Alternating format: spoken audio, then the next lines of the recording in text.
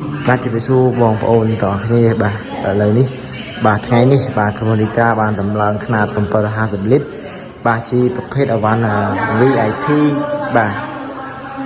750លីត្រក្នុង1ម៉ោង VIP បាទបងប្អូនណាបាទយើងតម្លើងនៅចិត្តផ្សារបាត់ដឹងហើយយើងតម្លើងហើយយើងបង្រៀនវិធីលាងស្មាច់វិធីថែទាំវិធីតាមដាន AO ពេលដែល AO ស្ទះពេលម៉ាស៊ីន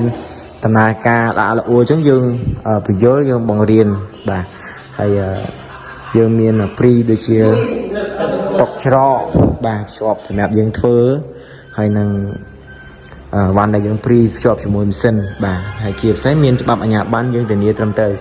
បាទហើយមានស្តែនខាងក្រៅស្តែនខាងក្រៅបងប្អូនបាទស្តែនខាងក្រៅដោយសារយើងដាក់ក្នុងបុរីបាទអញ្ចឹងរួចរាល់បងប្អូនណាបើសិនជាបងប្អូនបាទចង់បង្កើតអាជីវកម្មទស្សនអាកាសខែក្តៅបាទងាយស្រួលយើងរកកម្រៃចូលអញ្ចឹងបងប្អូនខែក្តៅត្រូវការទឹកច្រើនអញ្ចឹងយើងអាចបងប្អូនអាចដាក់ម៉ាស៊ីនទឹកសុទ្ធបានព្រោះយើងធានាជូនណាបងប្អូនណាក្រុមលេខាធានាជូនទាំងម៉ាស៊ីនស្អាតទាំងទឹកឆ្ងាញ់ហើយយើងមានជាងឯកទេសក្នុងការតម្លើង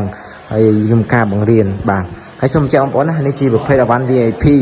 ហើយធម្មតាក៏យើងមានធម្មតាមានតូចមានធំទៅតាមបងប្អូនចង់បានបាទអញ្ចឹង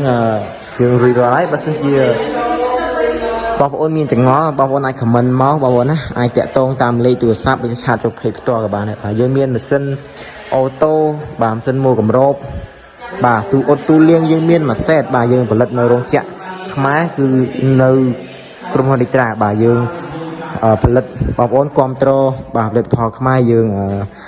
ងាយស្រួលគ្រឿងបន្លាស់ល្អយើងងាយស្រួលទីតាំងគ្រឿងបន្លាស់ដូរចឹងណាបងប្អូនបាទយើងសុខភាពដល់គ្នាបាទអញ្ចឹងរួចរាល់បងប្អូនណាបាទជាចុងក្រោយសូមអរគុណបាទសូមគោរពលា